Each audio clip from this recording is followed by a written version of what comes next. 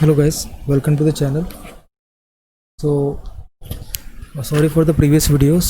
So actually problem हो रहा था नेटवर्क का, इसकी वजह से आपको जो है साउंड क्वालिटी में थोड़ा सा प्रॉब्लम हो रहा है। तो हमें क्या करना है, अभी मैंने सोचा है कि अभी रिकॉर्डेड वीडियो आप लोगों के लिए लेके आऊँगा मैं, और देखते हैं अगर हम लाइव वीडियो के लिए टाइम चेंज कर देंगे तो दैट विल बी बेटर। तो चलिए स्टार्ट करते हैं क्वांटम केमिस्ट्री। तो क्वांटम केमिस्ट्री हमने स्टार्ट किया है, दैट इज़ ऑपरेटर हमारा फिनिश हो गया है। ऑपरेटर को हम लोग वापस से क्या करेंगे, रिवाइज कर लेंगे एक बार। तो अभी हम आज स्टार्ट करेंगे normalization and probability, normalization and probability. ठीक है, तो आई होप कि आपको क्वांटम केमिस्ट्री में थोड़ा सा इंटरेस्ट आए। बहुत सारे बच्चों को तो ऐसे ही क्वांटम से डर लगता है, तो मुझे तो लगता है कि आधे लोग तो चले गए होंगे क्वांटम का नाम सुन के ही। तो चलिए मैं आपको इंटरेस्टिंग बनाता हूँ क्वांटम को। क्वांटम को पढ़ने के लिए सबसे पहले तो आपको इंटरेस्ट होना चाहिए उसमें, ठीक है। उसके नाम से आपको डरना नहीं है। तो क्वांटम को पढ़ने के लिए सबसे पहले तो हमें जो बेसिक चीज़ें होती हैं वो हमें मालूम होना चाहिए। बेसिक में इन द सेंस सबसे पहले स्टार्ट करते हैं हम लोग स्क्रोडिंजर वेव इक्वेशन से स्टार्ट करते हैं। कभी भी हम क्वांटम से स्टार्ट करते हैं, ठीक है। स्क्रोडिंजर वेव इक्वेशन में आपको पता ही है कि किसी भी इंटरव्यू में आपको स्क्रोडिंजर वेव इक्वेशन पूछ लिया जाता है ऐसे ही, ठीक है। अभी वो चीज़ें क्या है, बहुत इंपॉर्टेंट है। तो अगर मैं आपसे पूछूं कि स्क्रोडिंजर वेव इक्वेशन क्या होगा, तो वो तो आपको आई थिंक याद हो या ना हो, ठीक है।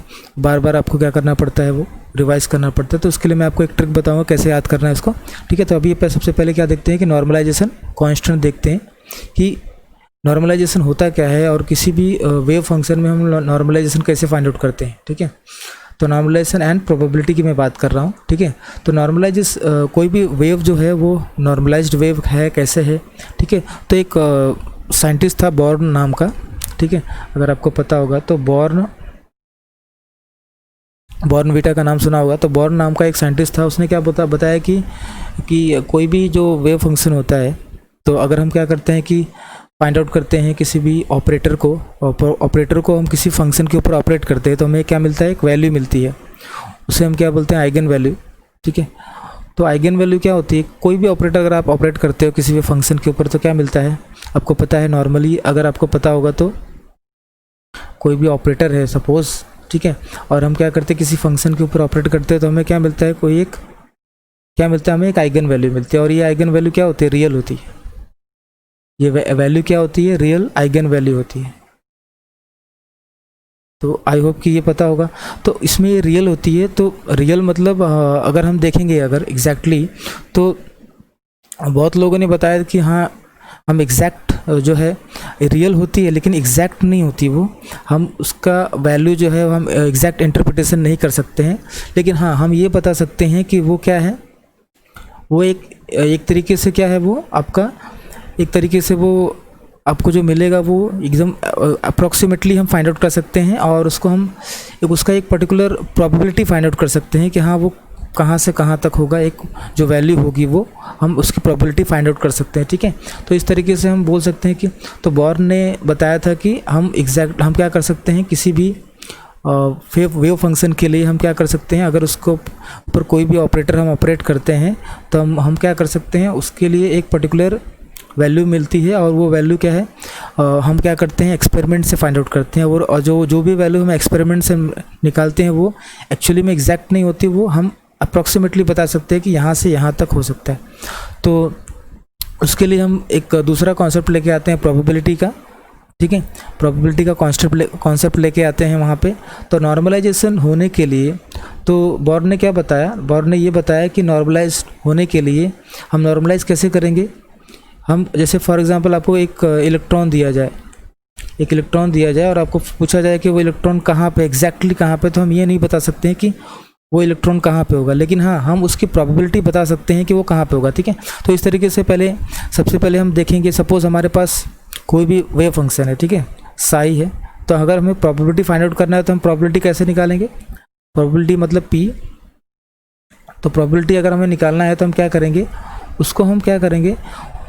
उसका वेव फंक्शन, उसका कॉम्प्लेक्स कॉन्जुगेट, ठीक है, उन दोनों का मल्टीप्लिकेशन को हम लोग क्या कर देंगे, इंटीग्रेट कर देंगे। और इंटीग्रेशन के लिए हमारे पास डी टाउ एक ये वैल्यू होती है, उसको हम लोग बोलते हैं प्रोबेबिलिटी। और ये टाउ का वैल्यू डिपेंड करती है आपके डायरेक्शन के ऊपर कि ये वॉल्यूम एलिमेंट होता है। अगर आप कंसिडर करते हो कि 1 डायमेंशनल बॉक्स, तो उसके लिए क्या होगा, ये d/d, यहाँ पे आपका क्या होगा, ये dx होगा, ठीक है। अगर आप उसको कंसिडर करते हो कि ये क्या आपका, तो dx dy होगा अगर आप 2 डायमेंशनल कंसिडर करोगे तो इस तरीके से पहले सबसे पहले हम देखते हैं यहाँ पे कि इसको हम क्या करते हैं, इंटीग्रेट करते हैं ओवर द इंटायर स्पेस। तो एक स्पेस में सपोज हमारे पास कोई स्पेस है a से b तक, तो हम क्या करेंगे, वी विल इंटीग्रेट इट, हम उसको क्या करेंगे, इंटीग्रेट करेंगे। तो प्रोबेबिलिटी, अगर आपके पास प्रोबेबिलिटी क्या होती है, 1 आती है, इसका मतलब है कि वहाँ पे क्या है, वो नॉर्मलाइज्ड है कि नहीं। प्रोबेबिलिटी अगर आपको ये 1 मिलती है तो क्या बोलते हो आप, ये कि जो वेव फंक्शन है वो क्या है, नॉर्मलाइज्ड है। अगर वेव फंक्शन नॉर्मलाइज्ड होता है तो पर्टिकुलर क्या होता है, इसके इक्वल क्या आता है, 1 आता है, आपको पता होगा। तो दिस इज़ द नॉर्मलाइजेशन क्या है, ये नॉर्मलाइजेशन कांस्टेंट है, और यहाँ पे आपको नॉर्मलाइजेशन कंडीशन मिलता है। तो इसी के हेल्प से हम लोग फाइंड आउट करते हैं कि इसी के हेल्प से हम लोग फाइंड आउट कर लेते हैं। तो देखिए ये नॉर्मलाइजेशन क्या है, कंडीशन है, ठीक है। तो इस तरीके से हम लोग बोल सकते हैं कि कोई भी वेव फंक्शन क्या होगा, नॉर्मलाइज्ड कब होगा, जब उसका और उसका कॉम्प्लेक्स कॉन्जुगेट को हम लोग इंटीग्रेट करते हैं ओवर द इंटायर स्पेस। तो ए से लेके बी तक हम लोग क्या करेंगे, इसको वी विल इंटीग्रेट इट। तो इंटीग्रेट करेंगे तो अभी देखिए ये डी टाउ, अगर आप 1D बॉक्स के लिए लेते हो तो डी टाउ की वैल्यू क्या होती है, 1D बॉक्स के लिए dx होगी। 1D बॉक्स अगर लेते हो, अगर 2D बॉक्स लेते हो तो dx dy होगी, 2D बॉक्स के लिए लेते हो, ठीक है। तो इस तरीके से 3D बॉक्स के लिए लोगे तो इस तरीके से ये चेंज होती जाएगी। तो हम बोल सकते हैं कि यहाँ पे ये इसकी वैल्यू आपको ये मिलने वाली है। और एक प्रोबेबिलिटी की जब हम बात करेंगे, प्रोबेबिलिटी यही होगा, ठीक है। अब प्रोबेबिलिटी 1 होगा तो दैट मीन्स वो क्या है, आपका नॉर्मलाइज्ड है, ये हमें इतना पता होना चाहिए। अब ये नॉर्मलाइजेशन, ये क्या आपका मिला, नॉर्मलाइजेशन क्या कंडीशन मिल गया ये। अभी एक और टर्म होता है, दैट इज़ व्हाट, ऑर्थोगोनैलिटी। एक होता है नॉर्मलाइजेशन, तो कोई भी वेव फंक्शन नॉर्मलाइज्ड कब होगा, जब इसकी वैल्यू आपको क्या मिलती है, 1 होगी, ठीक है। और अगर एक होता है ऑर्थोगोनैलिटी। तो ऑर्थोगोनैलिटी अगर हमें चेक करना है तो यही वेव फंक्शन, अब ऑर्थोगोनैलिटी हमेशा याद रखिए कि ऑर्थोगोनैलिटी के लिए हम जब कंपेयर करते हैं, ऑर्थोगोनैलिटी में क्या होता है कि जब हम इंटीग्रेट करते हैं, ठीक है, इंटीग्रेट करते हैं ए से लेके बी तक, तो उसमें फंक्शंस क्या होते हैं, दो फंक्शन अलग अलग होते हैं, ठीक है। तो हमारे सपोज यहाँ पे एक ही फंक्शन है n, यहाँ पे सपोज हमने लिया m और m, तो ये दोनों एक ही फंक्शन होंगे, लेकिन यहाँ पे you will have what, 2 different function. तो इसमें क्या होगा, एक तो आपका m होगा और दूसरा क्या होगा, n होगा, ठीक है। तो उसका कॉम्प्लेक्स कॉन्जुगेट लेंगे और जो आंसर मिलने वाला प्रोबेबिलिटी का आंसर क्या मिलेगा, दैट विल बी 0। तो ये that these functions are what, orthogonal to each other. तो ये इसको हम लोग बोलते हैं ऑर्थोगोनैलिटी। तो ऑर्थोगोनैलिटी और दैट इज नॉर्मलाइजेशन, ये दोनों के दोनों क्या है, डिफरेंट है। तो आई थिंक ये आपको ऑर्थोगोनैलिटी समझ में आ गया होगा। उसके बाद एक और टर्म है आपका, दूसरा टर्म आता है, दैट इज व्हाट, एक टर्म दूसरा आता है जिसको बोलते हैं हम लोग ऑर्थोनॉर्मल।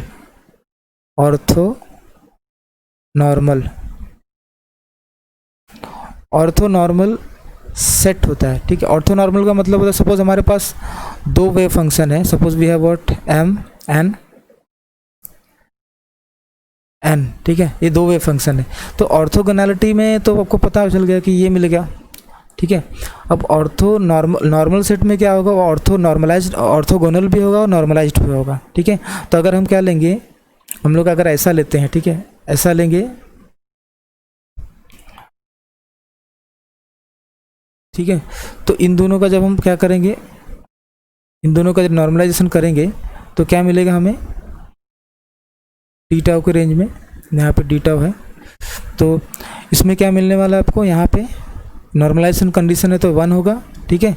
और अगर उसके बाद क्या होगा, अगर हम क्या करते हैं, यहाँ पे हम इसका भी कंडीशन लेते हैं, अगर हम n को भी हम क्या करते हैं, इसका कॉम्प्लेक्स कंजुगेट के साथ क्या करते हैं, इंटीग्रेट करते हैं, तो भी क्या मिलेगा आपको, तो भी 1 मिलेगा। तो ये तो नॉर्मलाइज्ड हो गया। उसके बाद ये दोनों क्या होंगे, ऑर्थोगोनल भी होंगे, ठीक है, ये दोनों क्या होंगे, ऑर्थोगोनल भी होंगे। तो ऑर्थोगोनल होने के लिए कंडीशन आपको पता ही है कि ऑर्थोगोनल होने के लिए क्या चाहिए, एक m होना चाहिए तो दूसरा n होना चाहिए, और उसका कॉम्प्लेक्स कॉन्जुगेट, और आंसर क्या होना चाहिए 0। तो इसको हम लोग बोलते हैं ऑर्थो नॉर्मल सेट, ठीक है। तो ये दोनों चीज़, ये आपको अलग अलग चीज़ें हैं मैंने बताई हैं। तो नॉर्मलाइजेशन क्या होता है, प्रोबेबिलिटी। अभी देखिए हम प्रोबेबिलिटी को डिटेल में डिस्कस करेंगे आगे, अभी हमें पार्टिकल इन 1D बॉक्स को स्टार्ट कर देना है, ठीक है। तो चलिए हम स्टार्ट करते हैं। सबसे पहले ये, अभी ये चीज़ें हो गई, ठीक है। अभी हम स्क्रॉडिंजर वेव इक्वेशन को लेके आते हैं पिक्चर में, ठीक है। तो मैं इसको इरेज कर देता हूँ। अभी स्क्रॉडिंजर वेव इक्वेशन को लेके आएंगे हम लोग, ठीक है। अब हम बात करते हैं स्क्रॉडिंजर वेव इक्वेशन की। देखिए स्क्रॉडिंजर वेव इक्वेशन आपसे अगर मैं पूछूंगा तो आपको याद रहेगा नहीं, लेकिन अब हम यहाँ पे बात करेंगे स्क्रॉडिंजर वेव इक्वेशन। तो जो स्क्रॉडिंजर वेव इक्वेशन होता है वो क्या होता है, स्क्रॉडिंजर वेव इक्वेशन एक्चुअली में होता है ये आपका, इट इज़ अ आइगन, ये क्या आपका एनर्जी आइगन वैल्यू होती है।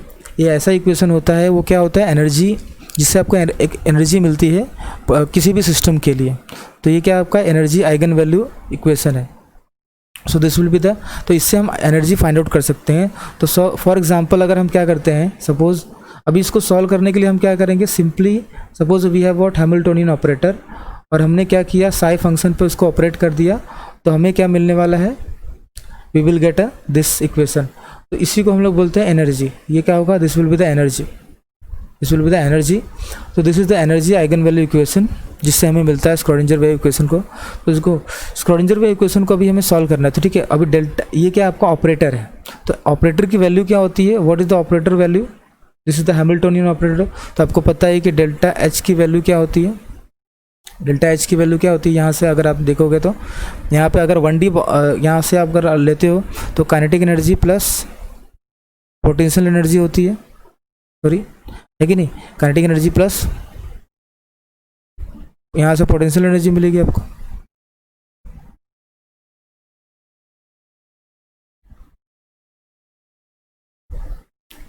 यहाँ से आपको पोटेंशियल एनर्जी मिल जाएगी। तो काइनेटिक एनर्जी क्या होती है, उसका ऑपरेटर क्या होता है आपको पता ही है, minus H cross square upon 2m। और यहाँ पे अगर ये क्या है, 1D बॉक्स लेते हैं, 1 डायमेंशन लेंगे तो ये मिलेगा हमें इसका स्क्वायर, प्लस ये क्या है, ये तो सिंपली ऐसे ही होता है। तो ये तो ऑपरेटर हो गया हमारा। अभी हम क्या करेंगे, यहाँ पे अगर रखते हैं, इसको हम यहाँ पे रखेंगे तो क्या मिलेगा आपको, minus H cross square upon 2m, और यहाँ पे डी स्क्वायर अपॉन डी, ठीक है। और ये आपका वेव फंक्शन होगा यहाँ पे, प्लस, क्योंकि हम मल्टीप्लाई कर रहे हैं अंदर, ठीक है, अंदर हम क्या कर रहे हैं, मल्टीप्लाई करेंगे प्लस, और उसके बाद यहाँ पे क्या होगा, वी एक्स, और यहाँ पे वेव फंक्शन, ठीक है, इज इक्वल टू ई। अभी हम क्या करेंगे, सिंपली देखिए स्क्रॉडिंजर वेव इक्वेशन को हमें सिंपली क्या करना है, इसको बस मॉडिफाई करना है और कुछ भी नहीं करना है। तो इसके बाद यहाँ से हम क्या करेंगे, इसको देखिए स्क्रॉडिंजर वेव इक्वेशन को अभी हम क्या करेंगे, रीअरेंज करेंगे। यहाँ से रीअरेंज करेंगे तो क्या मिलेगा हमें, अभी देखिए हम क्या करते हैं, ये पूरे के पूरे टर्म को इसको इस साइड लेके जाते हैं तो यहाँ पे 0 मिल जाएगा आपको, ठीक है। तो 0 मिल जाएगा, तो हम इसको जब रीअरेंज करेंगे, जब इसको हम क्या करेंगे, रीअरेंज करेंगे तो क्या होगा, पूरे टर्म को आप क्या कीजिए, यहाँ पे लेके जाइए, ठीक है। तो ये तो प्लस है ही, तो ये प्लस रहेगा, और बाकी ये क्या है, माइनस है, तो उधर पे प्लस हो जाएगा। तो यू विल गेट व्हाट, यहाँ पे आपको क्या मिलने वाला है, ये प्लस हो जाएगा, plus H cross square upon 2m, ठीक है। अब इस तरीके से ये आपका, ठीक है, थोड़ा सा डेरिवेशन है, डरिए मत, इजीली आपको समझ में आ जाएगा, ठीक है। उसके बाद होता क्या है, अभी ये इसको माइनस में लेना पड़ेगा ना आपको, ये प्लस में है, प्लस अभी ई साई, और माइनस क्या होगा यहाँ पे v। अभी मैंने x लिया यहाँ पे, कुछ भी हो, उसके बाद क्या होगा यहाँ पे भी साई इज इक्वल टू 0 होगा। तो अगर आप इसको सॉल्व करते हो तो यहाँ से आपको क्या मिलेगा, इसको कॉमन ले लीजिए, तो H cross upon 2m D square upon d x square Sai, यहाँ से साई कॉमन ले लीजिए, ई माइनस वी है ना, और यहाँ पे क्या हो जाएगा, साई हो जाएगा इक्वल टू 0। तो ये आप क्या करोगे, अब क्या कीजिए, इसको यहाँ से ये वाला टर्म हटाना है, तो हम क्या करेंगे 2m से मल्टीप्लाई करेंगे, 2m अपॉन h क्रॉस से मल्टीप्लाई कर देते हैं पूरे में, ठीक है। तो मल्टीप्लाई करेंगे तो सिंपली ये वाला टर्म हमें हटाना है, we have to remove this term, ये टर्म हमें हटाना है, ठीक है। ये टर्म हटाना है तो हम क्या करेंगे, विल मल्टीप्लाई दिस, तो इसको यहाँ पे लेके जाएंगे, तो सब जगह लेके जाएंगे तो क्या होगा, उल्टा हो जाएगा। तो सिंपली मल्टीप्लाई करेंगे हम यहाँ से, तो क्या होगा यहाँ से, सॉरी, यहाँ से आपको क्या मिलने वाला है, D square upon d x square, ठीक है, और साई प्लस, और यहाँ पे आपको ये मिलेगा क्या, 2m upon h cross square, ठीक है, और यहाँ से आपको क्या मिलेगा, e माइनस वी। तो ये रहा आपका स्क्रोडिंजर वेव इक्वेशन, ठीक है। अब इसी को आपको क्या करना है, मॉडिफाई करना है, ठीक है। तो अभी हमें ये स्क्रोडिंजर वेव इक्वेशन मिल चुका है। अब देखिए स्क्रोडिंजर वेव इक्वेशन में क्या होता है कि यहाँ पे अगर हम देखते हैं स्क्रोडिंजर वेव इक्वेशन को, तो जो भी अगर आपका 1D, यहाँ पे क्या है आपका 1D या 1 डायमेंशनल है, ठीक है, तो यहाँ पे सिर्फ यही टर्म आएगा। अगर आप उसको 3 डायमेंशन में लेके जाओगे तो एक दूसरा ऑपरेटर आता है जिसको हम बोलते हैं डेल ऑपरेटर, ठीक है। तो मैं इसको इरेज करता हूँ, थोड़ा सा बताता हूँ आपको आगे का। तो देखिए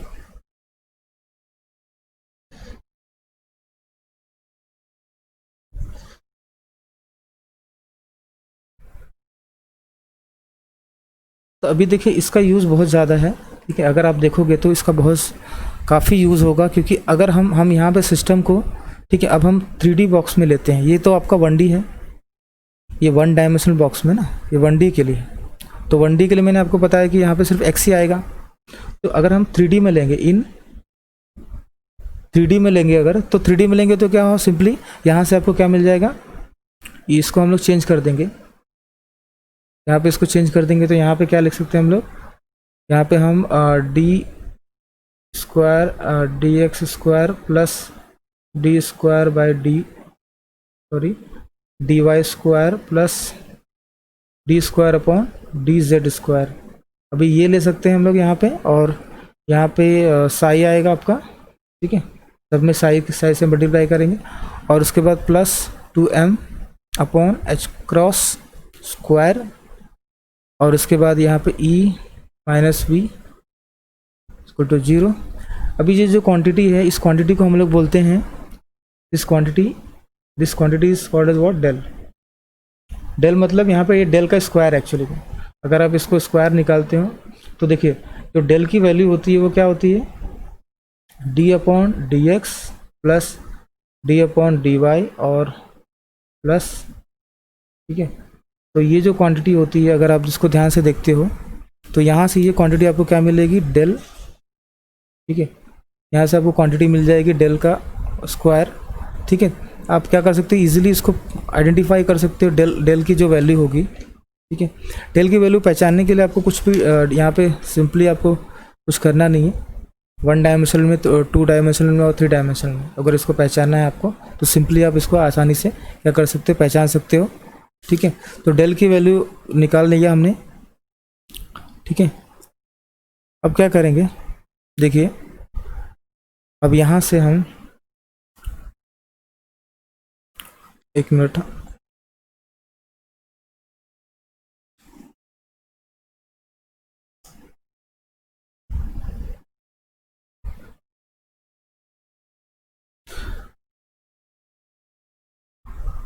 ठीक है।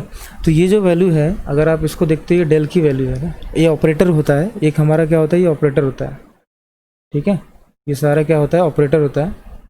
तो ये ऑपरेटर एक होता है, इस ऑपरेटर को आपको समझ में आना चाहिए कि अब इस ऑपरेटर को हमें क्या करना है। अगर हम इसको छोटे से अगर रखते हैं, इसको स्मॉल को थोड़ा सा छोटा कर देंगे अगर हम, तो क्या होगा, डेल, ठीक है। यहाँ पे क्या होगा, डेल, और ये साई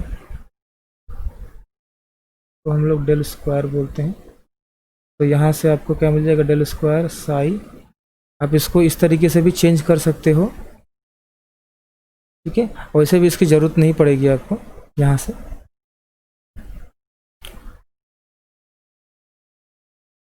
ठीक है। तो ये आपको मिल जाएगा। अभी देखिए जो भी हमें याद रखना है, हमें इससे मतलब है, ठीक है, और बाकी 3 डायमेंशन में आएगा तो भी आपको इजीली समझ में आ जाएगा उसको, ठीक है। अब क्या होता है, जब भी हम इसको सॉल्व करते हैं, ठीक है, जब भी हम क्या करते हैं, इसको सॉल्व करते हैं, तो सिंपली हम यहाँ पे क्या देखते हैं कि ये जो वैल्यू है, ठीक है, अब ये आपको अगर दिखेगा, अब इसको जब हम सॉल्व करेंगे तो क्या करेंगे, ये आपको डिफरेंशियल इक्वेशन दिख रहा होगा, ठीक है। डिफरेंशियल इक्वेशन को सॉल्व करने के लिए हम क्या करते हैं, ये तो आपको अगर नहीं आएगा तो भी चलेगा, जो मैथमेटिकल बैकग्राउंड से होंगे बच्चे उनके लिए तो ये समझ में आ जाएगा, लेकिन जो नॉन मैथमेटिकल बैकग्राउंड्स के हैं उनके लिए मैं आपको सिंपली आपको आंसर बता देता हूँ कि उसको क्या याद रखना। देखिए अब उसके बाद क्या आती है बात इसकी, ये जो टर्म है हम इसको कंसिडर करेंगे कांस्टेंट, क्या करेंगे कंसिडर, हम इसको कांस्टेंट कंसिडर करेंगे। तो मैं इसको क्या करता हूँ, स्क्रीन को रिजॉल्व कर देता हूँ, वापस से मैं आपको बताता हूँ कि ठीक है। अभी मेन तो हमारा स्क्रॉडिंजर वेव इक्वेशन मिल गया, वो 1D में हमें मिल गया, वो हमें देख लेना है। 1D बॉक्स में अगर हमें मिला, ठीक है, 1D बॉक्स में सिंपल हमें क्या मिला, डी स्क्वायर और यहाँ पे क्या मिल गया हमें साई, ठीक है, यहाँ पे प्लस यहाँ पे सॉरी यहाँ पे आपको क्या मिल गया, यहाँ से आपको मिल गया ये एच का, यहाँ पे आपको 2m अपॉन एच क्रॉस का स्क्वायर है और यहाँ पे e और माइनस v, ठीक है। तो ये हमारा स्क्रॉडिंजर वेव इक्वेशन है सिंपली जो आपको मिल रहा है अभी। अब क्या करेंगे हम यहाँ पे, ठीक है, अब ये क्या करेंगे, यहाँ से ये 0 होगा, ठीक है। अब क्या करेंगे इसके बाद से हम सिंपली बताइए।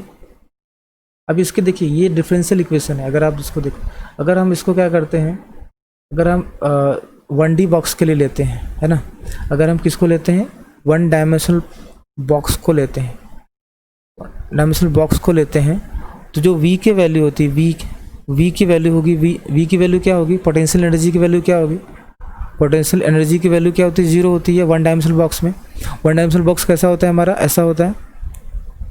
तो यहाँ पे v की वैल्यू क्या होती है, इन्फिनिटी होती है, आपको पता होगा। यहाँ पे v की वैल्यू यहाँ पे 0 होती है और यहाँ पे v की वैल्यू इन्फिनिटी होती है। और 0 to l लेंथ के लिए अगर आपका कोई भी बॉक्स है, कोई भी है सपोज, अभी इसको मैं 0 to l बोल सकता हूँ या 0 to x बोल सकता हूँ, जैसे भी। तो यहाँ पे क्या होगा इस केस में, यहाँ पे क्या होगा, ये पोटेंशियल एनर्जी क्या हो जाएगी, अगर आप इसको देखोगे पोटेंशियल एनर्जी क्या मिलने वाली है हमें, potential energy that will be v equal to 0। तो हम क्या करेंगे, यहाँ पे पुट कर देंगे 0, तो 0 पुट करेंगे तो आपको क्या मिल जाएगा ये, तो dx square Sai plus 2m on h cross, और यहाँ पे क्या होगा, सिंपली आपको सिर्फ e मिल जाएगा, ठीक है, और साई इक्वल टू 0। अब हम क्या करेंगे, देखिए अब यहाँ से हम क्या करने वाले हैं, सिंपली यहाँ से हम ये जो कांस्टेंट है, ये टर्म है ना, ये टर्म दिख रहा है, इसको हम लोग लेते हैं इक्वल टू k स्क्वायर ले लेते हैं, क्योंकि हमें आगे ये काम में आएगा।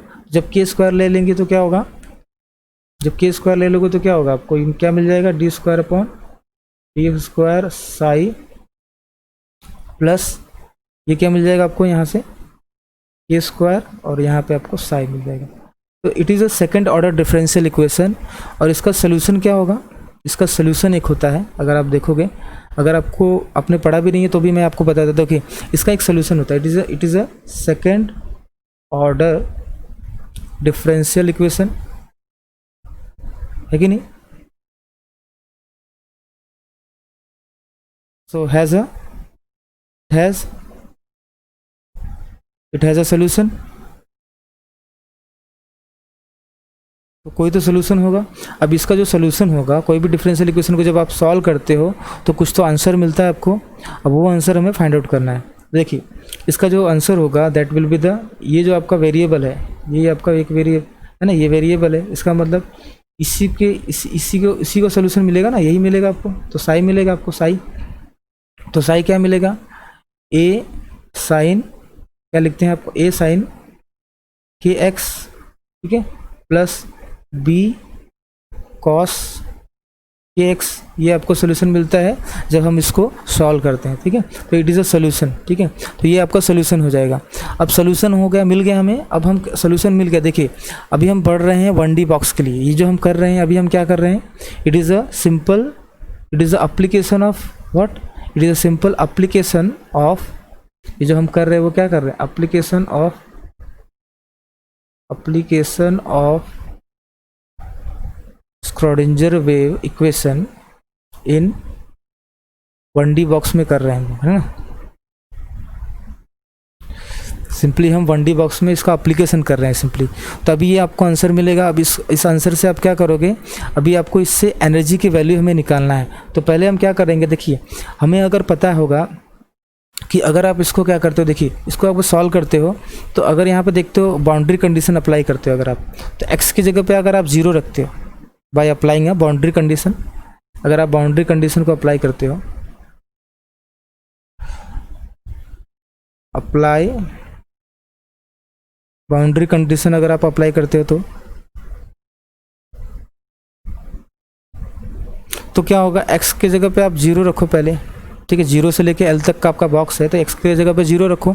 तो जब 0 रखोगे तो क्या हो जाएगा, आपको मिलेगा, तो यहाँ पे आपको क्या मिल जाएगा, psi will be what equal to, psi will be what equal to, तो यहाँ पे आपको साई की वैल्यू क्या मिल जाएगी, सिंपली बताइए, साई की वैल्यू आपको मिलेगी a साइन के 0, है ना, मतलब साइन 0 प्लस यहाँ पे क्या मिलेगी b कॉस के इंटू 0।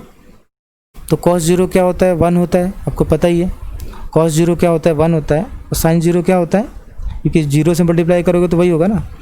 तो a साइन 0 और प्लस b कॉस 0, ठीक है। तो कॉस 0 की वैल्यू क्या हो जाएगी, कॉस 0 की वैल्यू यहाँ से 1 हो जाएगी। और जब भी देखिए, जब भी बाउंड्री कंडीशन आप रखोगे तो इसकी वैल्यू क्या हो जाएगी, 0 हो जाएगी, क्योंकि यहाँ पे क्या है, अब इधर से हम उधर जा रहे हैं तो यहाँ पे वेव, यहाँ पे कुछ भी नहीं रहता, कोई भी अगर वेव अगर आप देखोगे तो यहाँ पे वेव क्या होता है, डिसअपियर होता है ना यहाँ से। तो जो भी होगा इसके लिए इसकी वैल्यू क्या हो जाएगी, 0 आएगी। तो अब अगर आप ध्यान से देखोगे तो ये पूरा का पूरा टर्म साइन 0 0 हो गया। तो ये पूरा का पूरा टर्म क्या आएगा आपका, यहाँ से जो टर्म आएगा a इंटू 0, और यहाँ से प्लस, यहाँ पे क्या होगा, सिर्फ b आएगा। तो मतलब है कि इन शॉर्ट हमें b की वैल्यू क्या मिल गई, b की वैल्यू हमें क्या मिल गई, 0 मिल गई, ठीक है। b की वैल्यू हमें क्या मिल गई, 0 मिल गई। अभी मैं क्या करता हूँ, थोड़ा सा इरेज करता हूँ। तो देखिए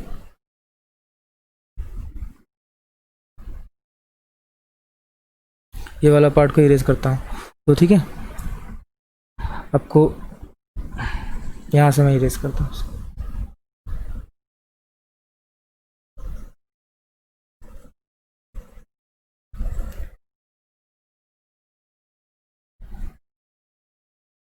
ठीक है, तभी देखिए यहाँ से आपको b की वैल्यू क्या मिल गई, 0 मिल गई।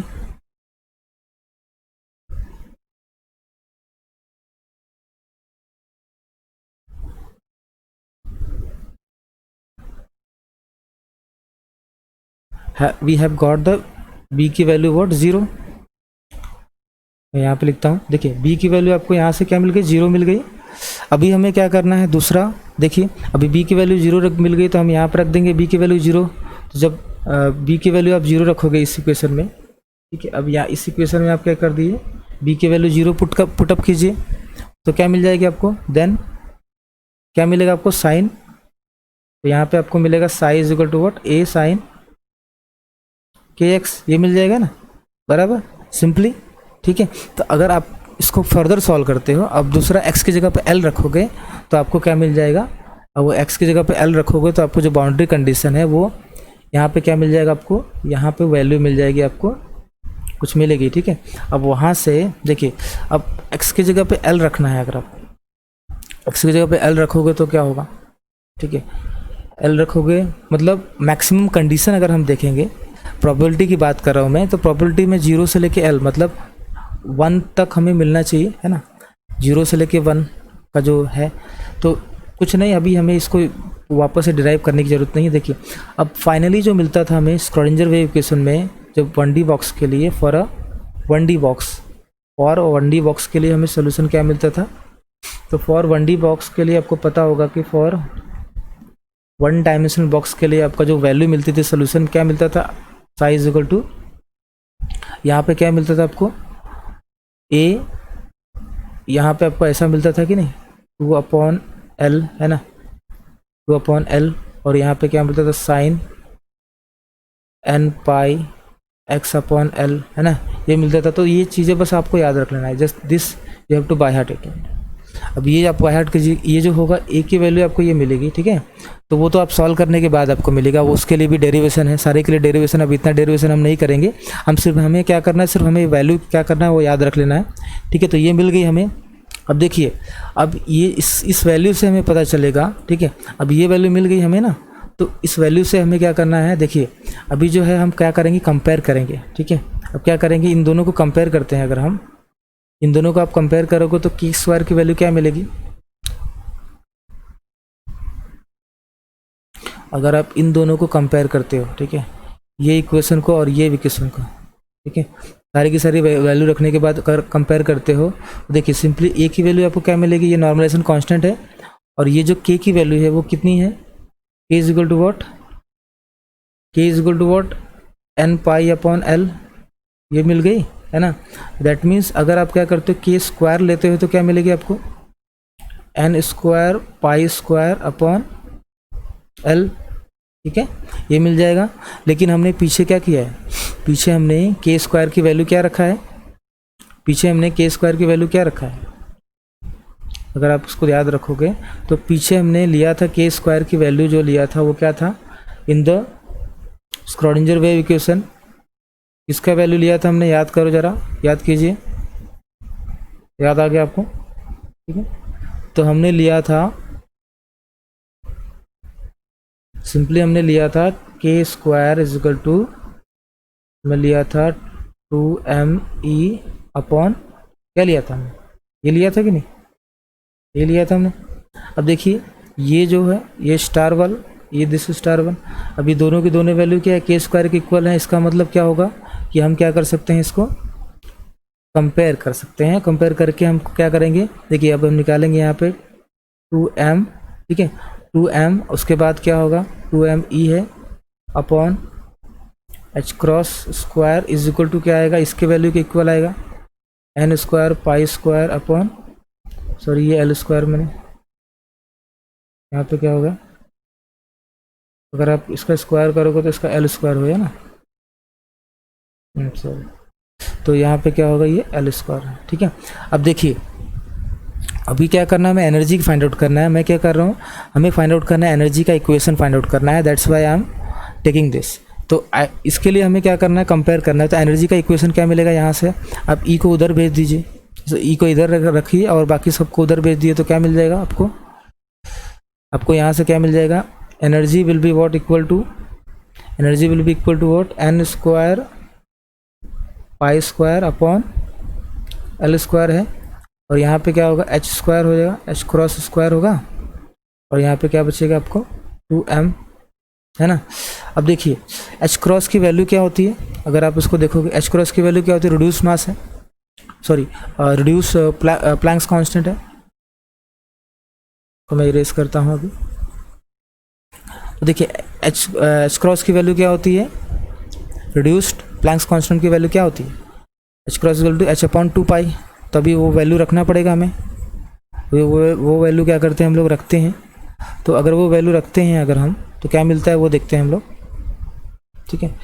तो अगर हम यहाँ से सिंपली अगर हम देखेंगे तो वो वैल्यू क्या मिलेगी हमें, देखते हैं, चलिए।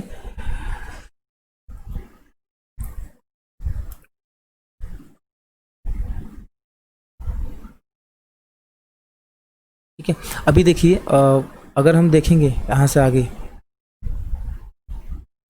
आगे जब हम बढ़ेंगे तो क्या देखते हैं वो देखिए, देखिए अब यहाँ से जब, सॉरी एक मिनट, हाँ, जब हम यहाँ से आगे बढ़ेंगे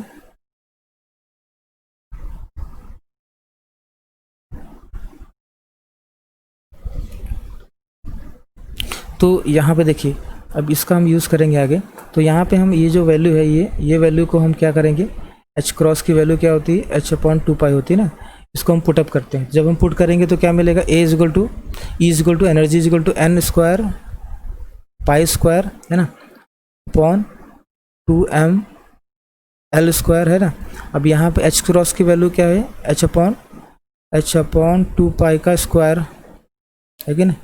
तो जब इसका स्क्वायर करेंगे तो क्या मिल जाएगा यहाँ से, एन स्क्वायर है ना, एच स्क्वायर, और यहाँ पे पाई स्क्वायर ऑलरेडी है पहले से, उसके बाद 2ml स्क्वायर, और यहाँ पे क्या होगा 4 पाई स्क्वायर। ठीक है, अब क्या होगा सिंपली, अब बताइए सिंपली क्या होने वाला है, ये कट कैंसिल हो जाएगा, तो एनर्जी की वैल्यू क्या मिलेगी हमें, एनर्जी की वैल्यू क्या मिल जाएगी, n square h square upon 8ml square, जो कि आपका डेरिवेशन हो गया।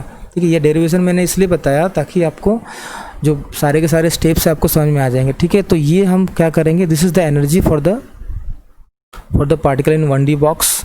तो यहाँ पे n की वैल्यू है, अभी देखिए ये अगर x डायरेक्शन में है सिर्फ तो nx होगा, है ना, यहाँ पे nx होगा। अगर y डायरेक्शन में जाओगे, z डायरेक्शन में जाओगे अगर, तो ये 1D के लिए है मैंने लिया, ये किसके लिए, 1D के लिए। 2D की अगर हम बात करेंगे, 2D की बात करेंगे तो क्या होगा, 2D में हम लोग क्या करेंगे, चेंज करते जाएंगे। 2D में क्या होगा, 2D में अगर आप देखोगे तो क्या होगा, एनर्जी की जो वैल्यू है वो क्या होगी, यहाँ पे nx square plus ny square हो जाएगा, है ना। 2D में अगर हम जाएंगे तो, अब 2D में बहुत सारे हैं स्क्वायर ट्यूब, तो ये 2D जो है square box, 2D square box होगा ना, और बाकी का वैल्यू तो वही है H square upon 8ml square. अगर आप 3D में लोगे तो क्या होगा, अब 3D क्यूबिक बॉक्स है, और उसके बाद और का क्या होता है, रेक्टेंगुलर बॉक्स भी होता है। अगर इसमें रेक्टेंगुलर होता है 2D में तो ये सारी की सारी वैल्यू क्या होती है, अलग अलग होती है। आपका लेंथ क्या होता है, चेंज होता, ठीक है, लेंथ आपका क्या हो जाता था, चेंज हो जाता। अगर आप 3D में लोगे तो क्या होगा, अगर आप 3D में कंसिडर करोगे तो nx square plus ny square plus nz square हो जाएगा। अगर आप 3D में लोगे तो, है ना, 3D में लोगे तो क्या हो जाएगा, यही चीज़ें 8ml स्क्वायर। ठीक है, तो ये आपका 3D में, ठीक है। तो ये सिंपल, ये डेरिवेशन बताने के लिए मैंने आपको ये बताया। तो ठीक है, कुछ नहीं, हमें यहाँ तक तो थियरी हमें कुछ तो पता होना चाहिए, उसके बाद क्वांटम में इंटरेस्ट अपने आप आएगा आपको। देखिए, तो आई होप ये गाइस कि आपको लेक्चर पसंद आया होगा। सॉरी फॉर द प्रीवियस जो लेक्चर्स हुए हैं उसमें नेटवर्क प्रॉब्लम की वजह से आपको जो साउंड है क्वालिटी प्रॉपर नहीं है। मैं कोशिश कर रहा हूँ पूरी तरीके से कि आपके लिए अच्छा से अच्छा वीडियोज़ लाया जाए। So thank you so much and have a nice day to all of you guys. Please अगर आपने मेरे चैनल को सब्सक्राइब नहीं किया तो प्लीज़ सब्सक्राइब कर लीजिए एंड बेल आइकन को प्रेस कर दीजिए, और अपने दोस्तों के साथ भी शेयर कीजिए। मैं कोशिश करूँगा आपके लिए अच्छे से अच्छा कंटेंट लाया जाए। ठीक है, सो thank you so much again and have a nice day.